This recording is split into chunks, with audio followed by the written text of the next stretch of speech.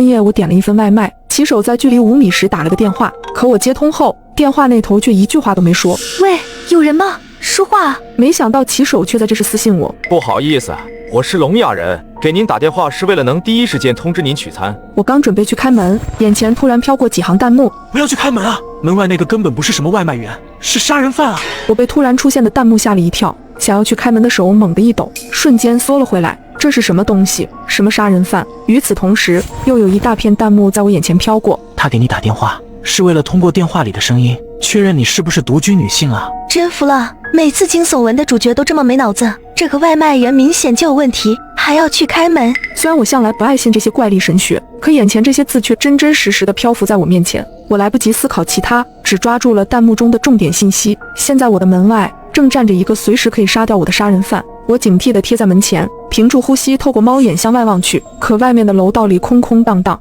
一个人影也没有。我的目光紧紧盯着猫眼外的楼道，很快发现了不对劲的地方。我们小区楼道内装的都是自动感应灯，只要楼道里有人，灯就会一直亮着。此刻楼道里明明一个人都没有，感应灯却久久亮着，这就说明楼道里藏了人，而这个人刚好在我的视野盲区。我立马关掉屋内的灯，而后低头看向大门底端的门缝处。屋内的灯熄灭后，原本门外的光会立刻透过门缝照进家里，可此刻大门正中间的门缝却被一团黑影结结实实地挡着。就在这时，我的手机突然亮了起来，是外卖骑手又发来了一条信息：你怎么还不取餐？是不是有什么问题？我可以帮你。隔着门缝看着那团蠕动的黑影，现在的我处境犹如在玩塔防游戏，就是这款《潮汐守望者》，一款风靡欧美的 CG 魔幻塔防策略手游，里面的美术设计真的是惊艳到我了。每个5星英雄都有量身定做的电影级 CG 或专属出场，更重要的是它的可玩性，不同英雄专属不同特色技能，海量抽奖券和限定皮肤大礼等着你，赶紧点击左下角体验吧。我果断地退离了门口，将所有门窗全部锁死，